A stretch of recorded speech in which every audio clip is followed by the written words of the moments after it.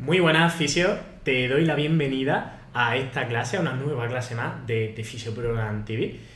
Ya sabes que estoy realizando diferentes clases que son de puro contenido, son de puro oro, en el cual te voy explicando diferentes conceptos, diferentes temas que considero que son importantes a la hora de trabajar de fisioterapeuta, de podólogo, de entrenador, pero básicamente a la hora de trabajar con personas lesionadas. El día de hoy es un día especial porque hoy puedo decir que soy por primera vez doctor en fisioterapia. Ayer estuve exponiendo mi tesis doctoral y la verdad que fue súper bien, fue muy bien. Como te digo, ya soy doctor y hoy voy a exponerte la tesis tal y como la expuse dentro de ese marco, dentro de esa exposición en directo, que por temas de sonido y tal, pues no se pudieron ver perfectamente, no se pudieron escuchar perfectamente, y hoy quiero tener aquí un detalle contigo, quiero que tenga el vídeo, quiero que tenga la presentación y quiero pues, que veas cómo se hace todo el proceso de defensa de una tesis doctoral, y para ello te lo voy a hacer así, a bocajarro, en directo. Va a ver que la forma que tengo de explicar esta tesis es diferente a lo que normalmente hago, porque normalmente la forma de explicar mía no es ultra científica, sino que es una forma de explicar un poco más llana para que todo el mundo entienda.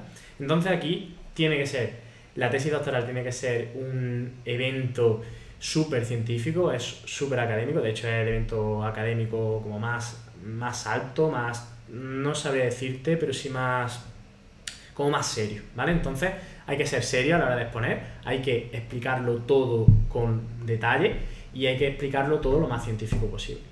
Así es que voy a empezar, te doy las gracias por estar aquí y voy a hacer como si tú fueras el tribunal. Voy a hacer mi tesis, voy a explicarte mi tesis, los resultados, la discusión, te lo voy a explicar todo para que veas cómo se hace, por si tú quieres hacerla o simplemente por si quieres conocer un poco los detalles de toda mi tesis doctoral, que se llama Fisioterapia Integral en Patología de Pie y Tobillo.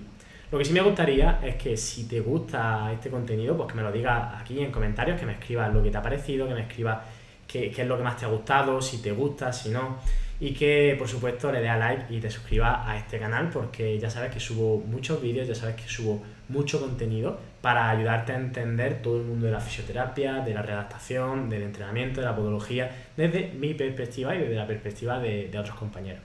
Así es que, sin más, muchas gracias por estar aquí y vamos por ello. Porque voy a dar lugar a esta presentación y a partir de aquí va a ser igual al momento en el que yo estuve delante del tribunal. Así es que, gracias por estar aquí. A partir de ahora no interactuaré contigo, pero sí que lo voy a hacer como si fuera el tribunal, ¿ok? Entonces voy a ponerme el cronómetro para que no me pase del tiempo, porque son alrededor de 50 minutos y vamos por ello. Con el permiso del tribunal voy a comenzar con la defensa de mi tesis doctoral titulada Fisioterapia Integral en Patología de Pie y Tobillo. Está dentro del programa de doctorado interuniversitario en Cuidados Integrales y Servicios de Salud. Esta tesis doctoral está presentada por Alejandro Estepa Gallego y con la tutela, con la dirección del doctor David Cruz Díaz, en Jaén, el 26 de abril de 2022. Antes de nada me gustaría dar las gracias a todos los miembros del tribunal que están aquí, que han decidido estar aquí conmigo en esta presentación, en esta defensa de mi tesis doctoral, y en esta exposición desarrollaré los diferentes trabajos que hemos realizado. Y es que esta es una tesis por compendio de artículos. Hemos realizado 3 artículos, hemos realizado 3 investigaciones relacionadas con el hallux abductor valgus y la inestabilidad crónica de tobillo. Y es lo que desarrollaremos durante todo este trabajo, durante toda esta exposición. El primero se llama Effects of Global Postural Reeducation on Postural Control, Dynamic Balance and Ankle Range of Motion in Patients with Hallux Abductor Valgus, Randomized Control Trial. Ese fue el primero. El siguiente fue Short-Term Effects of Balance Training with Stroboscopic Vision for Patients with Chronic Ankle Instability, a Single-Blinded Randomized Control Trial. Y el último, que está todavía en vía de publicación, los otros dos sí que están publicados, este último está en vía de publicación, se llama Effect of Neuromuscular Training versus Strength Training in Chronic Ankle Instability, Randomized Control Trial. Para explicar estos artículos, para explicar todo el marco teórico, es necesario entender qué es el hallux abductor valgus, porque básicamente esto es una condición en la cual la primera articulación metatarsofalángica del pie tiene una desviación, y en este caso el primer metatarsiano se dirige hacia lateral con respecto a la línea media del pie y se produce una deformidad hacia ese lateral, mientras que se produce una desviación medial de la falange proximal con respecto a esa línea media del pie.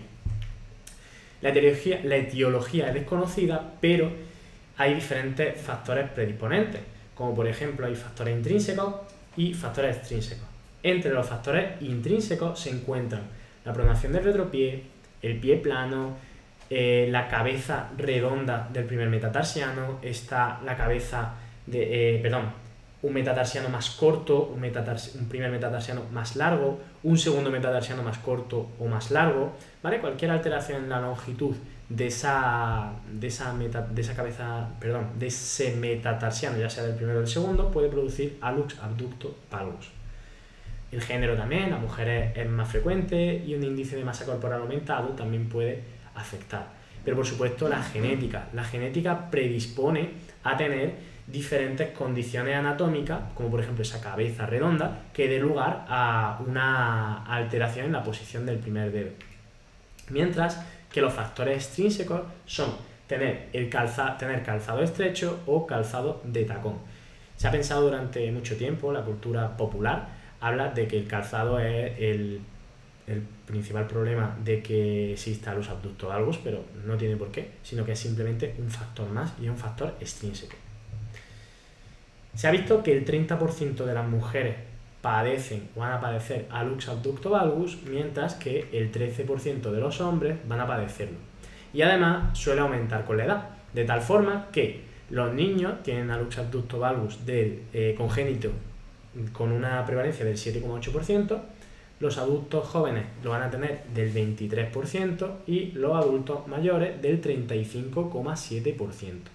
Y es que el hallux abductor valgus puede dar lugar a diferentes lesiones, como por ejemplo fasciopatía plantar, a más severidad, mayor probabilidad de padecer fasciopatía plantar, y también puede dar lugar a caídas. Además de ello, lo que ocurre es que hay una falta de fuerza, puede haber una falta de equilibrio, y hay diferentes factores que afectan a la funcionalidad. Es necesario entender que el hallux abductor valgus puede estar relacionado también con los esguinces de tobillo. Se ha visto que el hallux abductor valgus está relacionado con una falta de fuerza, y esto podría ser también un factor que pueda predisponer a esguince de tobillo, por ejemplo, porque los esguinces de tobillo también aparecen cuando hay falta de fuerza. Entonces es por ello que decidimos también investigar sobre los esguinces de tobillo y la inestabilidad crónica de tobillo. Pero para explicar la inestabilidad crónica de tobillo es necesario entender que un esguince de tobillo se realiza sobre todo con mecanismo de inversión, y ese mecanismo de inversión es una de las lesiones más frecuentes del tobillo, siendo que los esguinces de tobillo constituyen el 76,6% de las lesiones de tobillo. Además, es más frecuente en deportes de equipo y en deportes de competición, siendo que el ligamento que más se lesiona es el ligamento peroneoastralino anterior, con un 86% de las ocasiones en las que se lesiona en la que se hace un esguince de tobillo, perdón. El 64% de las ocasiones se va a lesionar el ligamento peroneo calcáneo, mientras que el 40% de las ocasiones se va a lesionar el ligamento deltoideo. De estas personas que tienen un esguince de tobillo, no hay consenso, pero hay diferentes estudios que dicen que entre el 0 y el 73% de las personas que tienen esguince de tobillo van a desarrollar inestabilidad crónica de tobillo. ¿Y qué es la inestabilidad crónica de tobillo? Pues básicamente es una condición en la cual la persona sufre incapacidad para mantener la movilidad normal del tobillo. y además se acompaña de pérdida de control en algunas situaciones y de esguince repetitivo. Como consecuencia, esto da lugar a sensación de inseguridad constante y a una sensación de giving way, de que el tobillo en cualquier momento se puede doblar. El modelo de Hertel es un modelo que en 2019 se actualizó porque el modelo previo no tenía en cuenta el modelo biopsicosocial. Y en 2019 Hertel y colaboradores se encargaron de evaluar y de integrar el modelo biopsicosocial en esa inestabilidad crónica de tobillo, en esa condición de inestabilidad crónica de tobillo. Lo que decía Hertel previamente era que había diferentes factores que afectaban a los esguinces de tobillo, pero todo prácticamente era mecánico. Era mecánico y era somatosensorial, pero ahora también se han incluido diferentes factores. Lo que dice Hertel es que se pueden producir, después de un esguince de tobillo, pueden producirse alteraciones patomecánicas, alteraciones sensorio-perceptivas y alteraciones motor-comportamentales. De tal manera que puede haber, en la parte de alteraciones patomecánicas, puede haber adaptaciones tisulares o restricciones del movimiento, kinemática, artrokinemática, es decir, restricciones del movimiento debido a esa articulación. Puede haber alteraciones sensorio-perceptivas, como por ejemplo puede haber dolor, y alteraciones motor-comportamentales, como por ejemplo puede ser debilidad muscular. Todo esto se retroalimenta y, por ejemplo, a mayor dolor, mayor inhibición muscular podría ocurrir, ¿ok? Mayor debilidad muscular. Y esto lo que da lugar es a una neurofirma, a unos nuevos neurotags que se conectan, que se activan y que dan lugar a diferentes patrones de movimiento, a diferentes sensaciones que finalmente dan lugar a que esta lesión se perpetúe. No solo eso, sino que además los factores personales, como pueden ser la historia médica, los factores demográficos, esto puede influir en la evolución de la lesión. Y además también los factores ambientales, como por ejemplo la demanda de la actividad física, la demanda de la casa, el apoyo social que tengas, todo esto va a influir. Y aquí lo que ocurre es que estos factores se van a entremezclar y van a dar lugar a unos resultados que van desde inestabilidad crónica de tobillo severa con esguince de tobillo recurrente hasta la recuperación completa después de un esguince de tobillo previo. Los tipos de intervención que nosotros hemos utilizado a la hora de realizar estos estudios, estas investigaciones dentro de nuestro modelo, dentro de nuestra tesis doctoral, han sido RPG, que es la reeducación postural global, que básicamente se trata de un tipo de tratamiento que combina terapia manual con ejercicio. De lo que se trata es de realizar diferentes deslizamientos articulares en ciertas posturas o posiciones en las cuales se produce una tensión mantenida de las diferentes cadenas descritas por Suchard, la cadena anterior o la cadena posterior.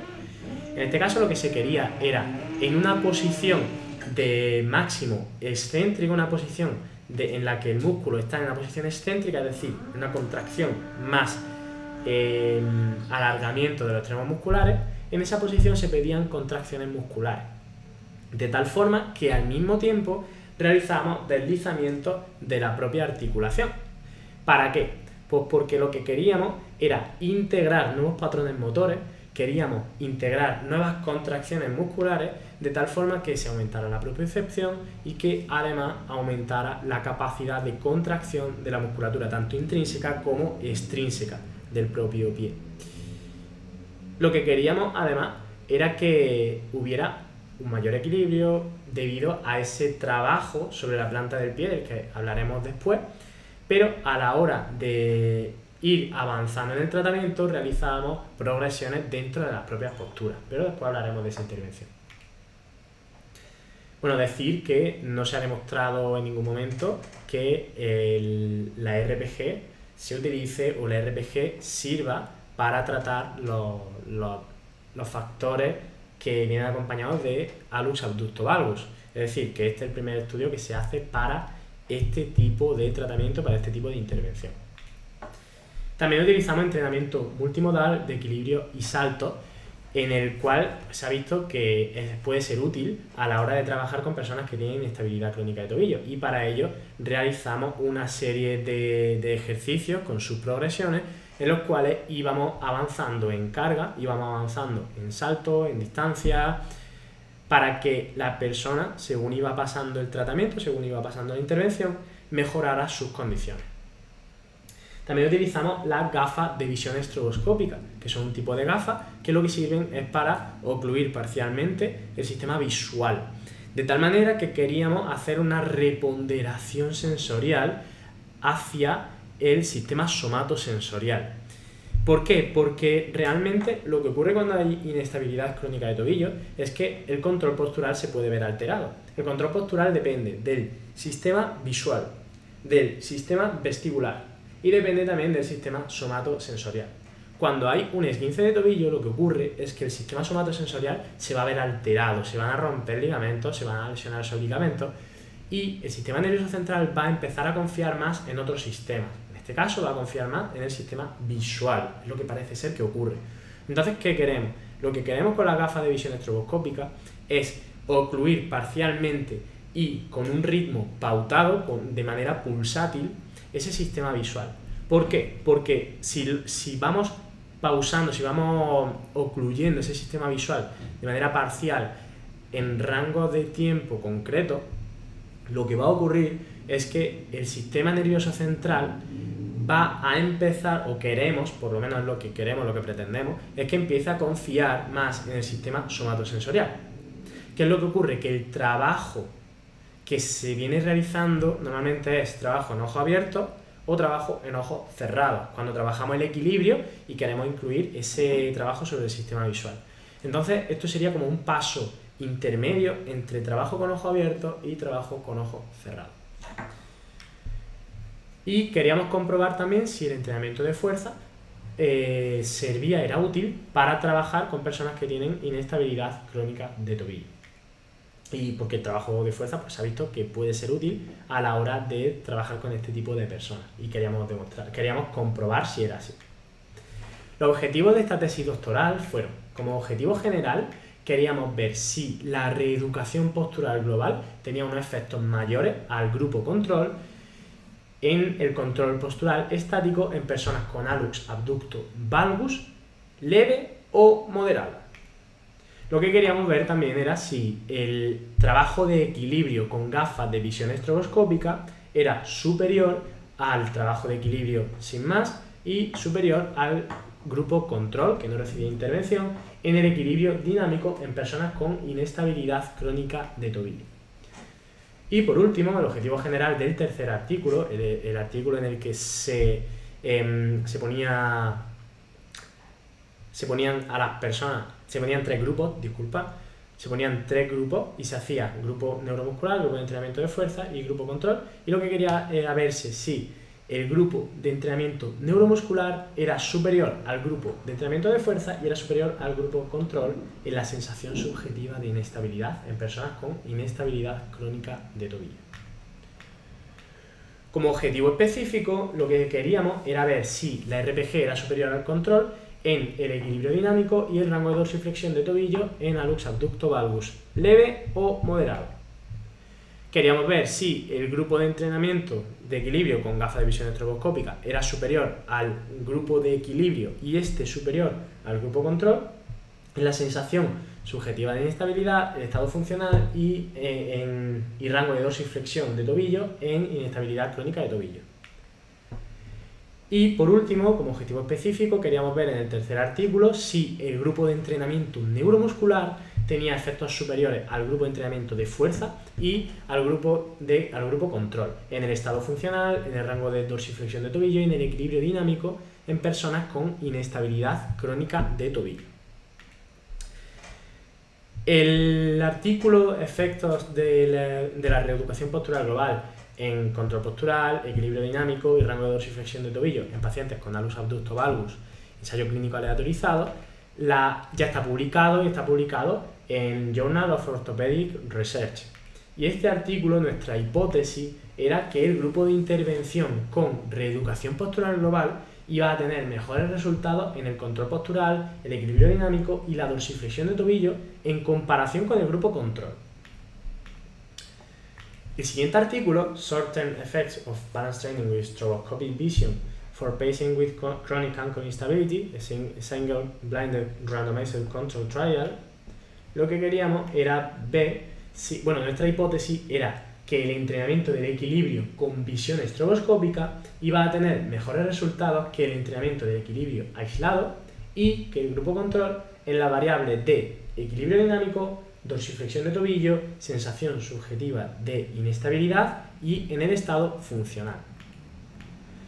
Por último, en el artículo Effect of Neuromuscular Training versus Strength Training in Chronic Ankle Instability Randomized Control Trial, este artículo está en vías de publicación y nuestra hipótesis de este artículo era que el entrenamiento del equilibrio con visión estroboscópica iba a tener mejores resultados que el entrenamiento del equilibrio aislado y que el grupo control en las variables de equilibrio dinámico, dorsiflexión de tobillo, sensación subjetiva de inestabilidad y estado funcional.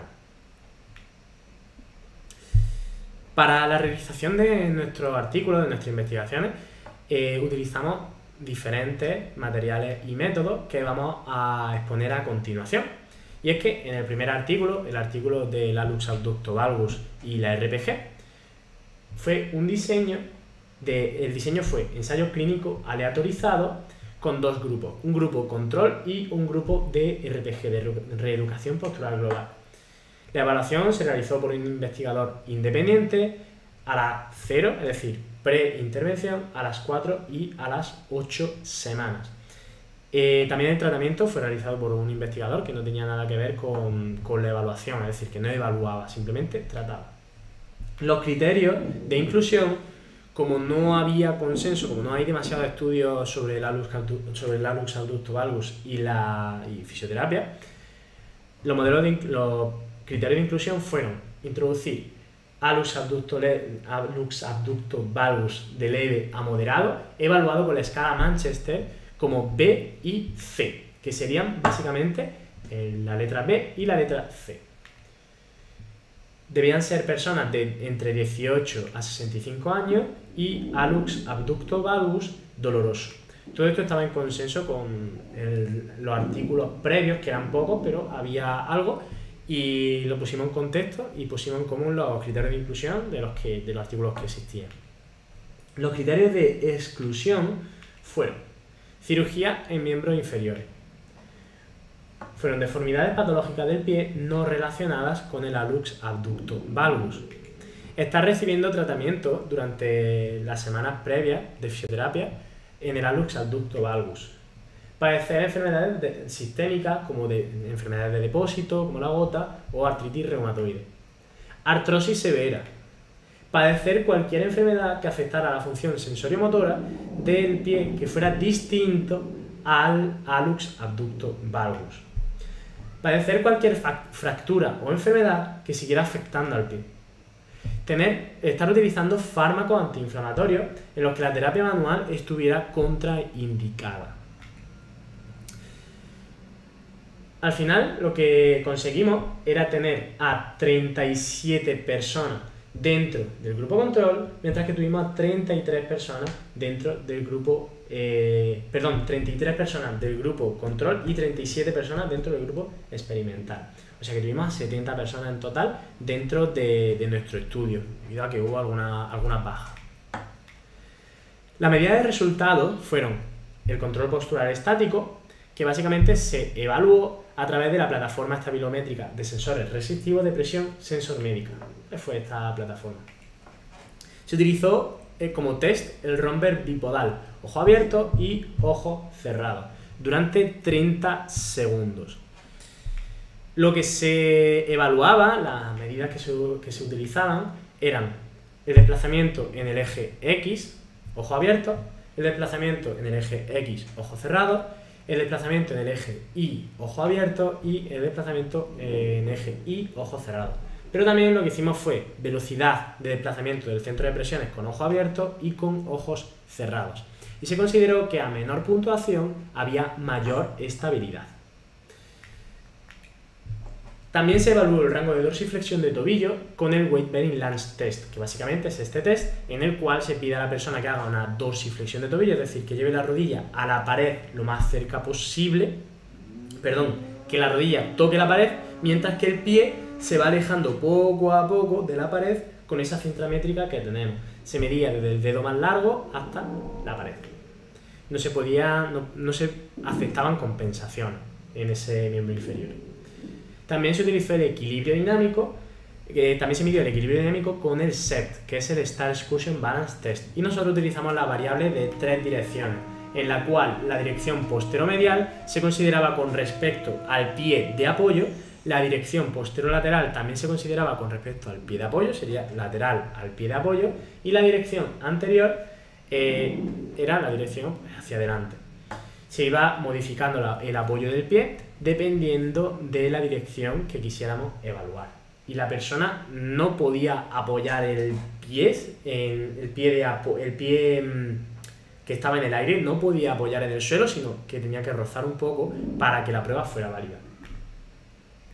La intervención que realizamos en esta investigación, en la de Alux Valgus, fue una intervención de 3 sesiones, 40 minutos cada sesión, en la cual se utilizaban diferentes posturas. La primera postura, dentro de la metodología de RPG, de reeducación postural global, fue la rana al suelo, en la cual se pone en tensión la cadena muscular anterior, la cadena neuromuscular anterior. Y aquí se le van pidiendo a la persona contracciones isométricas de las diferentes articulaciones del pie y del tobillo. Y esas contracciones isométricas se trata de realizar, de mejorar la contracción, la contractibilidad muscular, a la vez que aprovechamos el reflejo miotático inverso. Se pone a la articulación, a ese músculo, en la posición más excéntrica posible y se le pide una contracción isométrica de unos 6 segundos. Esa contracción isométrica lo que va a provocar es que se active ese reflejo miotático inverso y que nos permita mejorar ese rango de movimiento de manera teórica. Pero, sin embargo, eso era algo que teorizábamos con ellos, pero lo que queríamos era mejorar la propiocepción, la capacidad contráctil y, como estábamos trabajando también sobre la planta del pie, queríamos mejorar ese equilibrio que se ha demostrado que puede mejorarse a la hora de cuando tocamos esa planta del pie de manera continua. Se utilizó también la otra postura, que es la rana al aire, en la cual se ponía en pretensión la cadena posterior. Después de ello, se utilizaba una postura que se llama de pie a la pared, en la cual la persona con mayor carga bipodal le pedíamos que hiciera diferentes contracciones musculares, a la vez que realizábamos desviaciones de las diferentes articulaciones del pie. Después utilizamos rana de pie al centro, ¿vale? Que es otra postura que se utiliza en la metodología RPG, la metodología de reeducación postural global, y le pedíamos que activara diferentes grupos musculares, a la vez que nosotros alineábamos ese hallux y pedíamos contracciones isométricas. Por último, realizamos una quinta postura en la cual no era postura estática como tal, sino que era una integración de todas las contracciones musculares que habíamos realizado previamente y le pedíamos un control de la marcha, basado todo en esta metodología de reeducación postural global.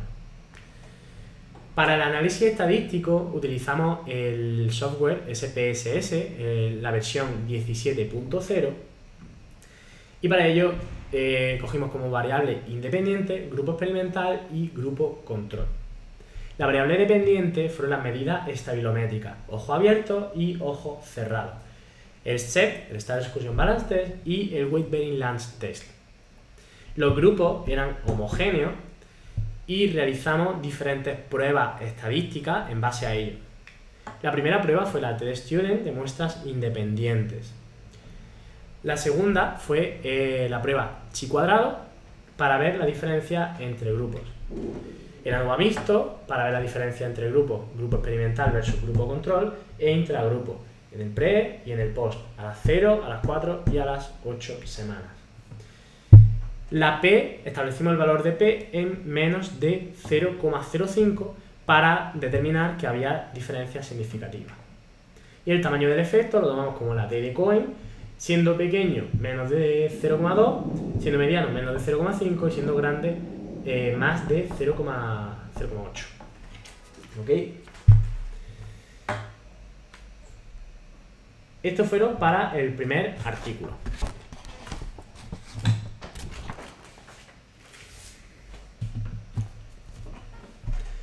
Para el siguiente artículo, el artículo en el cual utilizamos el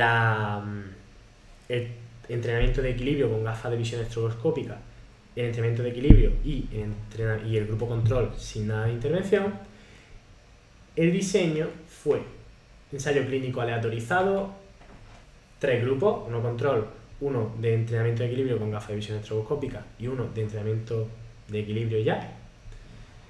Y se realizó la evaluación por un investigador independiente a las 0 y a las 6 semanas. Y también el tratamiento lo realizaba un profesional que no evaluaba.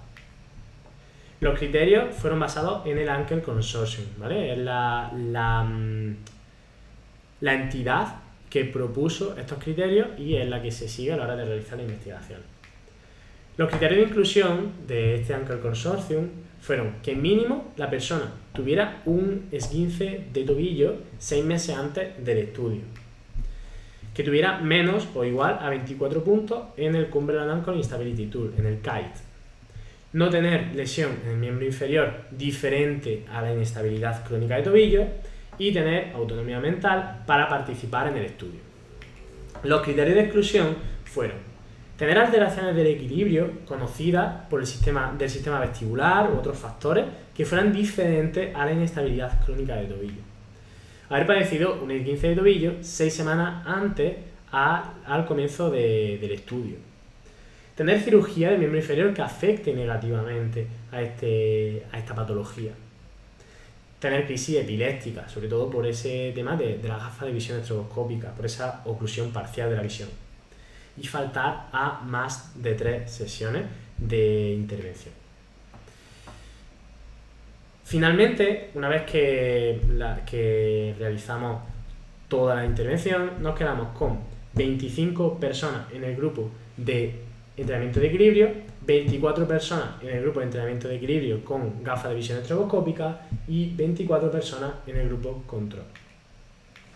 La medida de resultado que utilizamos fueron la inestabilidad subjetiva, medida con el KITE, con el Cumberland Ankle Instability Tool, que básicamente es un cuestionario de 9 ítems, el cual nos da información sobre la inestabilidad o la gravedad que tiene esa persona en su tobillo. Se considera que menos o igual a 24 puntos en el KITE es inestabilidad crónica de tobillo. El estado funcional se evaluó con el FAM, con el Foot and Ankle Ability Measure, y el FAM Sport, que es otro cuestionario que se utiliza para este tipo de patología. El rango de dorsiflexión de tobillo se midió como en el estudio anterior con el Weight Balance Test y el equilibrio dinámico se evaluó con el SEPT de 3 direcciones, al igual que el estudio anterior.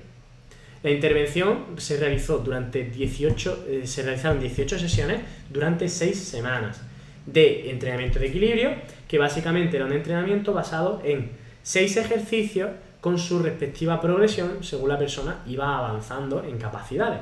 De tal manera que el primer ejercicio era mantener el equilibrio, segundo ejercicio era mantener el equilibrio y lanzamiento y recepción de un balón, el tercer ejercicio era un ejercicio de bisagra de cadera con un pie apoyado, es decir, un apoyo monopodal, y el cuarto, quinto y sexto ejercicio eran saltos.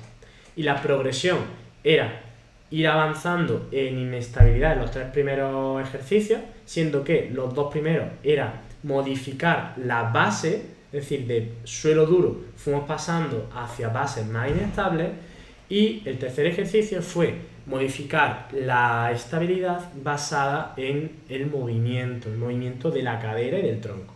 Y los siguientes 3 ejercicios, que fueron ejercicios de salto, la progresión fue avanzar en distancia de salto. El grupo de entrenamiento con equilibrio y gafas de visión estroboscópica utilizó la misma intervención, pero además la progresión fue con una gafa de visión estroboscópica, que tiene 8 posibles progresiones, pero no pasamos de la tercera o cuarta progresión con las personas porque el grupo no dio para más. Y lo utilizamos además del entrenamiento de equilibrio y salto. El control no recibió ninguna intervención. Para el análisis estadístico utilizamos el software SPSS, el volumen 20.0, la versión 20.0. El nivel de alfa se estableció a priori como P menor a 0,05 en todas las pruebas. Los grupos eran homogéneos y las pruebas estadísticas que utilizamos fueron la chi cuadrado para ver si había diferencias significativas para las variables categóricas. Shapiro-Wilk para ver si había normalidad y Leven para la homocedasticidad. ANOVA si había normalidad y homocedasticidad para ver las diferencias entre grupos de equilibrio, grupos de equilibrio con gafas de visión estroboscópica y grupo control. También la prueba de Kruskal-Wallis si no había normalidad ni homocedasticidad para ver la diferencia entre los tres grupos. La P menor a 0,05 se estableció para ver las diferencias significativas al menos en dos grupos. Y las pruebas post-hoc se utilizaron para ver diferencias.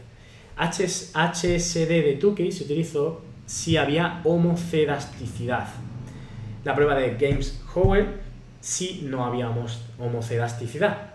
Y para ver los cambios intragroup se utilizaron los intervalos de confianza, se utilizaron las pruebas de hipótesis para dos muestras independientes y el tamaño del efecto de Cohen-D, ¿ok?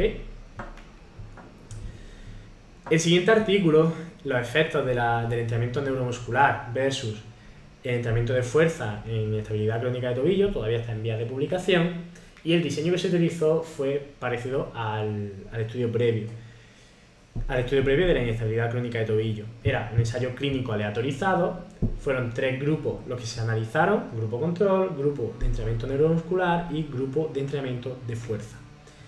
La evaluación la realizó un investigador independiente a las 0 y a las 8 semanas y se siguieron los mismos criterios que el estudio anterior de la inestabilidad crónica de tobillo, todo basado en el Anker Consorcio, ¿ok? Los participantes que tuvimos fueron 67 en total, siendo que en el grupo de entrenamiento neuromuscular había 23, grupo de fuerza 22 y grupo control 22. La intervención fueron 16 sesiones establecidas en 8 semanas. Grupo de entrenamiento neuromuscular era exactamente igual el entrenamiento que el grupo de entrenamiento de equilibrio del artículo anterior, sin gafas de visión estroboscópica, y el grupo de fuerza utilizamos 4 ejercicios en los cuales se utilizaba una banda de resistencia, una goma elástica, y se le pedía movimiento en flexión plantar, flexión dorsal, pronación y supinación.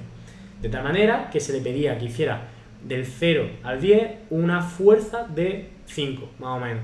¿Para qué? Para que realizara 4 series de 12 repeticiones con un esfuerzo medio. Y el grupo control no recibió intervención.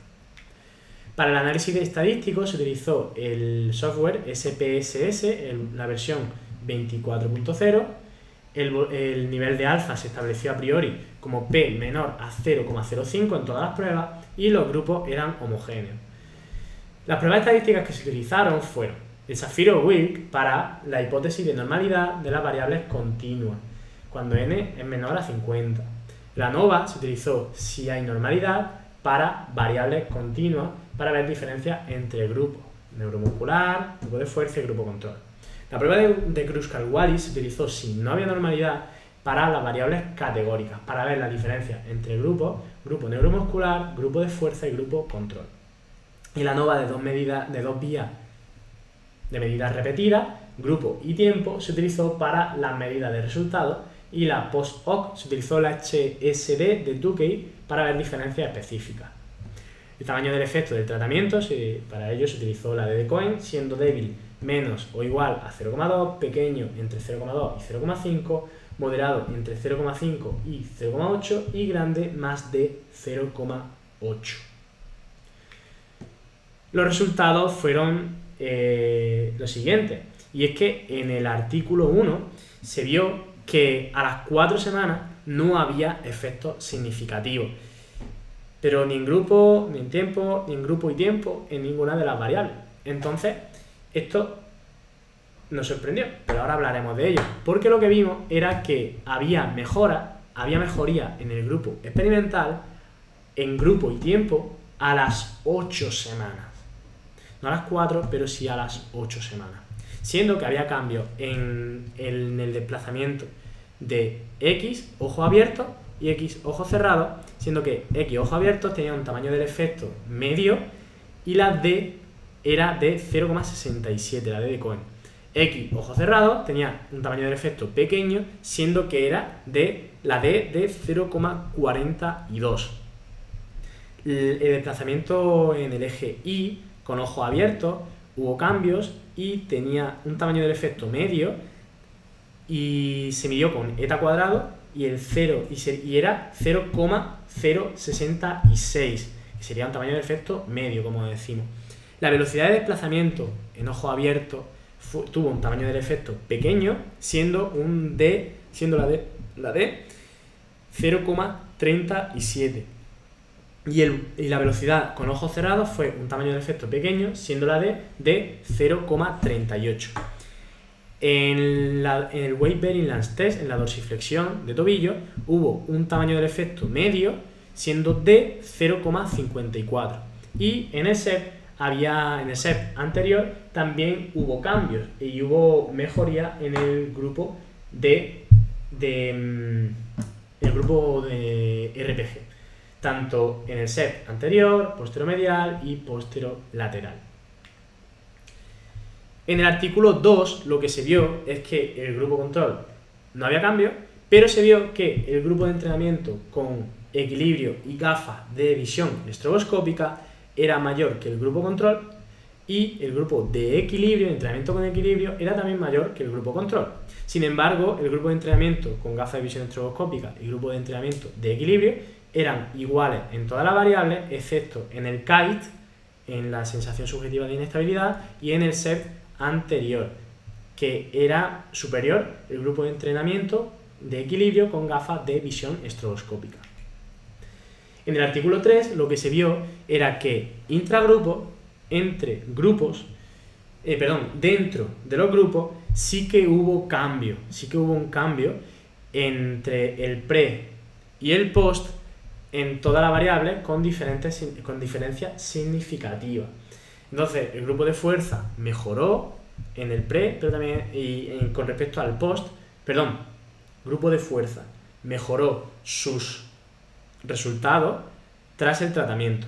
Grupo de entrenamiento neuromuscular mejoró sus resultados tras el entrenamiento. Pero es que el grupo control también mejoró con respecto al preintervención. Entonces, lo que vimos fue que entre grupos, la resultado entre grupos era que el grupo de fuerza era mejor que el grupo control con diferencia significativa en el set posteromedial con un tamaño del efecto grande, y en el FAM y FAM Sport también tenía un tamaño del efecto grande y era el grupo de fuerza era mejor, tenía unos resultados mayores que el grupo control. Pero sin embargo no había cambio en otros resultados, no había cambio en grupo y tiempo en otras variables.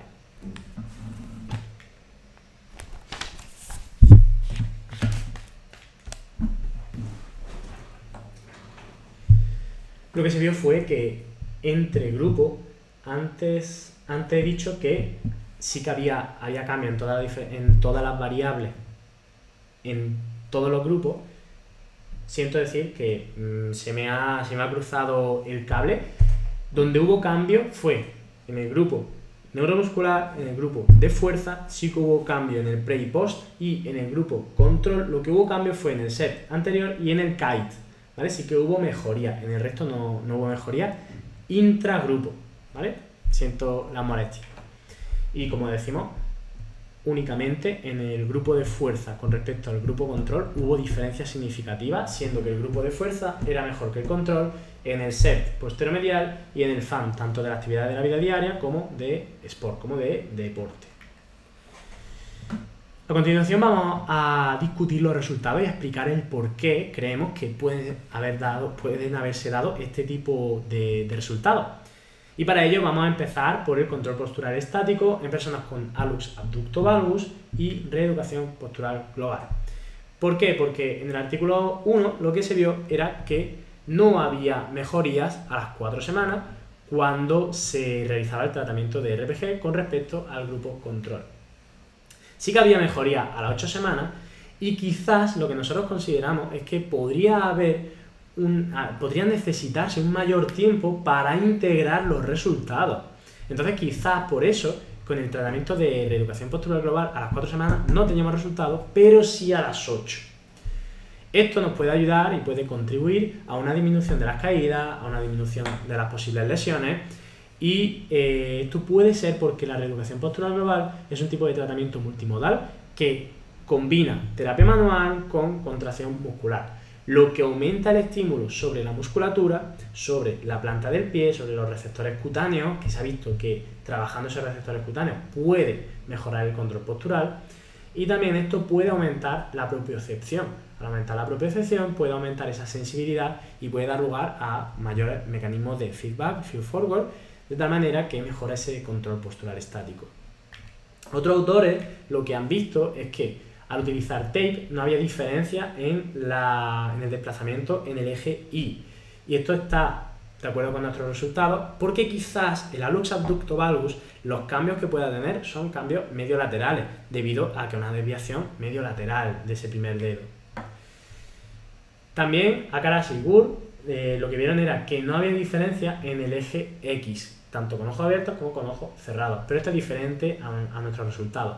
Y quizá la diferencia se base en que la reeducación postural global podría ser superior a este tipo de tratamiento debido a que el tratamiento es diferente, a que es un tratamiento más activo con activación muscular y un trabajo de más receptores articulares, receptores cutáneos y también musculares de manera manual. Otros autores, como Lin, lo que vieron es que utilizando ejercicios de activación muscular de la musculatura intrínseca del pie, con el short foot y el towel curl, lo que vieron es que no había diferencia en el eje X, lo que es diferente a nuestros resultados también, y probablemente sea porque esos dos ejercicios se utilizaban en gente sana, y además nuestro trabajo de RPG fue un trabajo en el que se activaba toda la musculatura del pie, o pedíamos activación de toda la musculatura del pie. En el equilibrio dinámico, en el artículo 1, vimos que no había mejoría a las 4 semanas, pero sí había mejoría a las 8 semanas, probablemente por ese mayor tiempo necesario para integrar los resultados. La investigación previa lo que dice es que el equilibrio dinámico puede aumentar debido a la estimulación plantar más articular. Puede ser por esos receptores cutáneos, puede ser también por una activación muscular intrínseca, pero también extrínseca, sujetos sanos. Se ha visto también que las personas con tendencia a la pronación tienen una menor activación de la musculatura intrínseca, y es que las personas que tienen hallux abductor valgus tienen tendencia a esa pronación, por lo tanto al activarla probablemente sea uno de los factores que pueda mejorar ese equilibrio dinámico. Y además también se ha visto que trabajando la musculatura del pie se puede mejorar la inestabilidad crónica de tobillo. Pero también se ha visto que el masaje plantar por estimulación cutánea puede ayudar a que haya un aumento de ese equilibrio dinámico. También cuando se ha utilizado tape puede ser que aumente el equilibrio dinámico debido a esa alineación del primer dedo y por tanto un aumento de la propiocepción. Entonces esto puede ser un tipo de trabajo un tipo de resultado que hayamos tenido nosotros con nuestro paciente debido a que nosotros manualmente alineábamos esa primera articulación metatarsofalángea. ¿A qué nos ayuda esto? A que haya menos caída y menos probabilidad de lesión. Lo que vimos en el artículo 2 es que había grandes efectos en el SET, en el equilibrio dinámico en todas las direcciones, tanto en entrenamiento de equilibrio y ya está, como equilibrio con gafas de visión estroboscópica.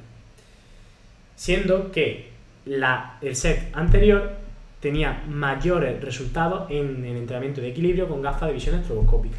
Y esto probablemente se deba a que se producía una reponderación sensorial en favor del sistema visual, lo que da lugar probablemente a una mejora en el equilibrio dinámico. La investigación previa lo que vio es que el entrenamiento de equilibrio aumenta el equilibrio dinámico y contribuye a una disminución del riesgo de lesión y aumenta la funcionalidad. Lo que se ha visto en el artículo 3 es que hay una mejoría con respecto tras la intervención en el grupo neuromuscular y en el grupo de fuerza con respecto al preintervención. El entrenamiento de equilibrio con gafas de visión estroboscópica se vio que había... No, perdón, lo siento, este es del artículo anterior. Esa línea no existe. La investigación previa iba a favor de que el entrenamiento de equilibrio mejora ese equilibrio dinámico, al igual que hemos dicho para el artículo anterior. Y también la fuerza, el trabajo de fuerza puede aumentar el Joint Position Sense, que esa es la sensación de dónde está, la identificación de dónde está la articulación en cada momento. ¿Por qué? Probablemente por ese estímulo de los mecanorreceptores musculares, tendinosos y esa activación muscular de manera voluntaria. Hall, un autor que investigó sobre este tema, lo que vio es que el entrenamiento de fuerza no mejoraba el equilibrio dinámico. Esto es igual que nosotros en la dirección posterolateral y la dirección anterior, pero no en la dirección posteromedial, puesto que nosotros sí que teníamos mejoría. Esto contribuye a la disminución del riesgo de lesión y al aumento de la funcionalidad. Por tanto, puede ayudarnos a mejorar la inestabilidad crónica de tobillo. El rango de dorsiflexión de tobillo, en el artículo 1 vimos que no había mejoría a las 4 semanas, pero sí que había mejoría a las 8 semanas. Probablemente por ese mayor tiempo necesario para integrar los resultados.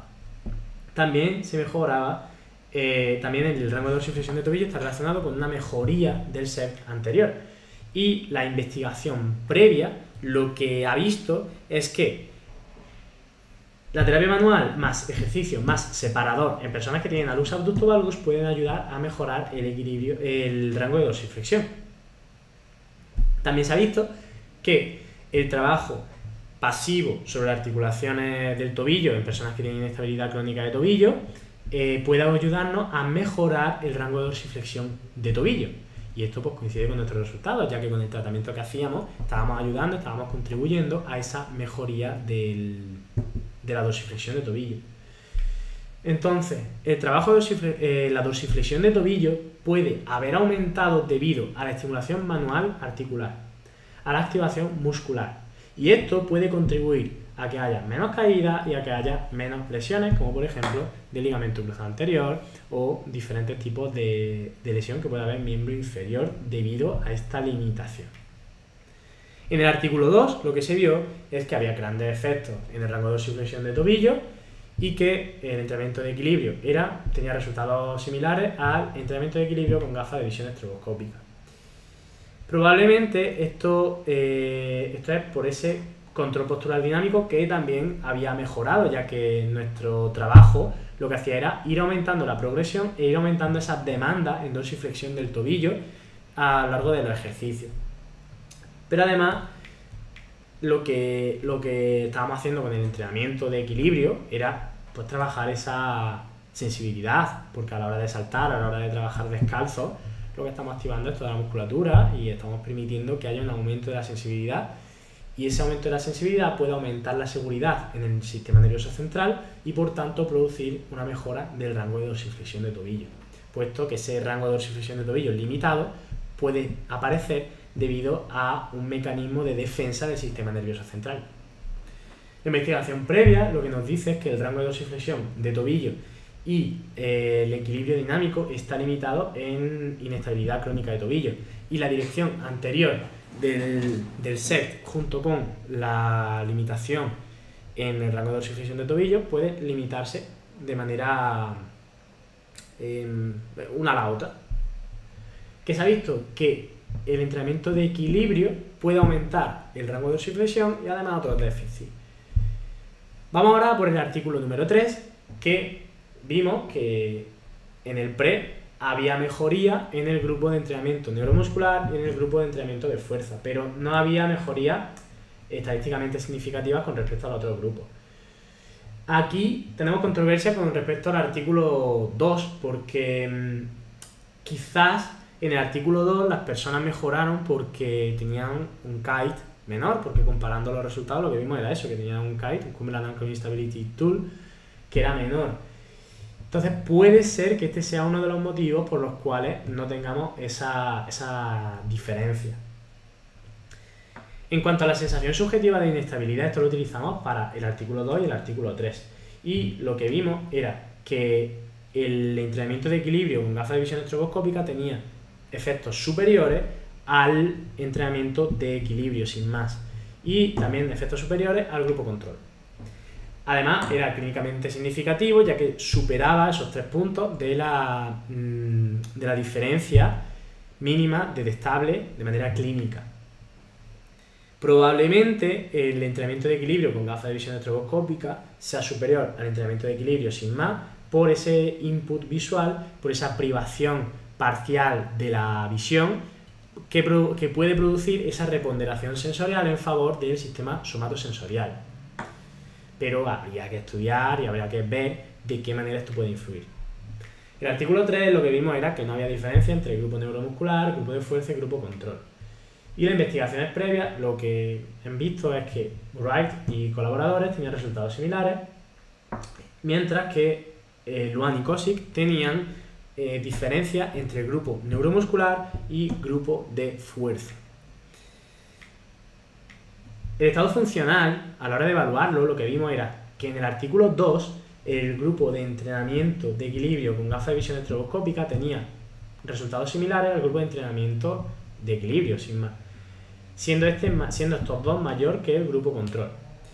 El grupo de entrenamiento de equilibrio con gafas de visión estroboscópica era clínicamente significativo en el FAM y en el FAM-S, mientras que el grupo de entrenamiento de equilibrio era clínicamente significativo solo en el FAM-S. Por tanto, si nosotros queremos utilizar la gafa de visión, si nosotros queremos mejorar el FAM-S, es decir, el Sport, está bien utilizar simplemente entrenamiento con equilibrio, de manera aislada. Pero si queremos mejorar también las actividades de la vida diaria, quizás sería interesante utilizar la gafa de visión estroboscópica y además el entrenamiento de equilibrio. En el artículo número 3, lo que vimos es que el grupo neuromuscular tenía más cambio intragrupo que el grupo de fuerza y que el grupo control. Y lo que vimos es que la investigación previa dice que Ardakani tenía los mismos resultados en grupo neuromuscular, que eran saltos más estabilización. Y además el grupo de Hall, de fuerza, tenía resultados similares. Hablemos ahora de las limitaciones de estas investigaciones, que no carecen de limitación, puesto que al final la ciencia necesita de nuevos estudios, necesita de seguir avanzando. Entonces, las limitaciones que vimos en el artículo 1 es el corto y medio plazo. No realizamos ninguna investigación, no realizamos ninguna medición a largo plazo. Además, no evalúa el dolor, la situación biopsicosocial y la calidad de vida. Pero en el futuro se deberían realizar investigaciones sobre este tema. En el artículo 2, lo que ocurre es que puede ser que el entrenamiento de equilibrio con gafas de visión estroboscópica, sus efectos se deban al efecto placebo, pero no lo sabemos. También tenía un corto plazo, que era a las 6 semanas. Y en el artículo 3, lo que vimos era pues, que los resultados nos sorprendieron bastante, porque nosotros pensábamos que el grupo neuromuscular iba a tener mayores efectos que el grupo de entrenamiento de fuerza y mayores efectos que el grupo control. La ciencia a veces no es como nosotros pensamos, sino que hay que realizar este tipo de investigaciones para ver que realmente los resultados no siempre aparecen como nosotros creemos. Y es que es imposible controlar la actividad de la vida diaria y las actividades deportivas de nuestros pacientes, ya que nuestros pacientes eran deportistas. Además, la intensidad objetivo calculada es difícil para obtener resultados. Y quizás las creencias y expectativas con respecto al tratamiento fuera un factor también determinante a la hora de tener los resultados. Como conclusiones, y con el permiso del tribunal, voy a proceder a la lectura de esas conclusiones en mi tesis doctoral. Básicamente, las conclusiones fueron que en el artículo 1 los resultados obtenidos sugieren que el método RPG es eficaz para mejorar los resultados de abducto valgus de leve a moderado en los parámetros de control postural, como en los desplazamientos mediolaterales y la velocidad de desplazamiento del centro de presiones. También mejora el equilibrio dinámico en las 3 direcciones y el rango de dorsiflexión de tobillo. El artículo 2, en el presente estudio, proporciona resultados similares, preliminares y a corto plazo para demostrar que los pacientes con inestabilidad crónica de tobillo pueden beneficiarse de un entorno de rehabilitación visualmente desafiante creado por la visión estroboscópica, interrupción visual rápida y repetitiva. La incorporación de la visión estroboscópica en entrenamiento de equilibrio mostró algunas mejoras con grandes efectos en los pacientes con inestabilidad crónica de tobillo, con respecto a la inestabilidad percibida del tobillo y el control postural dinámico. Es decir, el alcance anterior durante el set en relación con el entrenamiento de equilibrio aislado, mientras que ambas intervenciones, entrenamiento de equilibrio con gafas de visión estroboscópica y entrenamiento de equilibrio aislado, produjeron grandes efectos terapéuticos en todos los resultados, es decir, kite, FAM, SEP y rango de dorsiflexión. En el artículo 3, nuestros resultados sugieren que hay mejoras en el grupo de entrenamiento neuromuscular y grupo de fuerza, cuando se comparan con la línea base, obteniendo diferencias significativas respecto al grupo control en el estado funcional y la dirección posteromedial en el equilibrio dinámico en los pacientes con entrenamiento de fuerza. Aunque se observaron alguna diferencia entre los grupos de intervención, no es posible esclarecer una relación de superioridad entre ninguno de ellos en población activa con inestabilidad crónica de tobillo. Aquí acaba mi tesis doctoral, mi defensa de la tesis doctoral, y me pongo en manos del tribunal para cualquier sugerencia, para cualquier aportación y para cualquier consejo que me puedan dar para ocasiones futuras. Muchas gracias y espero su conclusión. Bueno, espero que te haya gustado. Esta ha sido mi defensa de la tesis. Esta ha sido la forma de defender una tesis doctoral y sinceramente me ha ido muy bien. Porque, como te digo, pues ya soy doctor en fisioterapia.